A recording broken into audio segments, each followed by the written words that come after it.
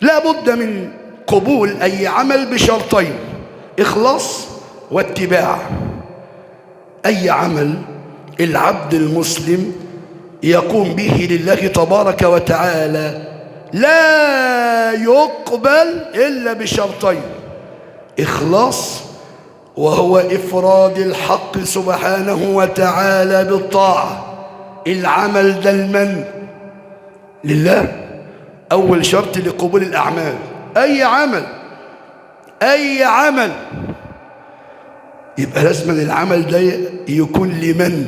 لله، ليس من أجل نظرة الناس حتى يقول فلان مؤمن، فلان تقي، فلان على طاعة، فلان ده جواد، فلان ده عالم، فلان. لا لا لا، هذا العمل لله تبارك وتعالى ولا دخل فيه للمخلوقين. يبقى ده أول شرط. تاني شرط الاتباع، أن تتبع في هذا العمل النبي محمد صلى الله عليه وسلم،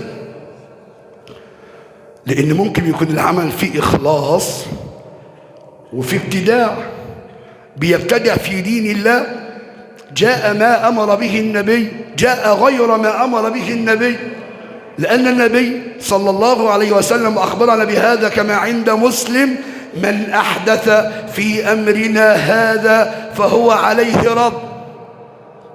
أي واحد هيأتي بدين، شوف، بدين يبتدع في دين الله فهو عليه رد، مردود. وأخبرنا أيضا صلى الله عليه وسلم: كل بدعة ضلالة وكل ضلالة في النار. تيجي بقى تقول لي أصل سيدي فلان، أنا بديك أمثلة. إحنا في زمان الخرافات انتشرت، المزعبلات والبدع أصبحت كثيرة. أنت بتصلي على النبي، جبت الصيغة دي منين؟ ده سيدي مولاي فلان. مين سيدك مولاك ده؟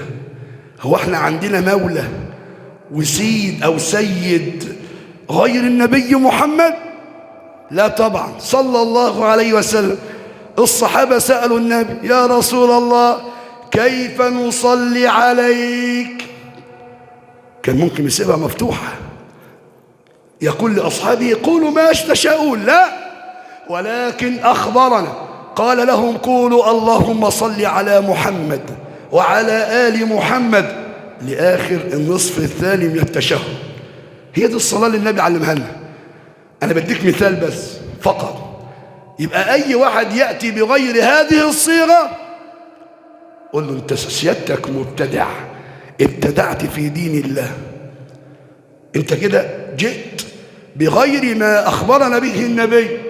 عشان العلماء قالوا ممكن يكون الرجل العمل فيه إخلاص وشغال بكاء وقيام وقرآن بالليل، وعمله مردود، عمله مرفوض، لأنه مخالف للسنة، لأنه ما فعل مثل ما فعل النبي.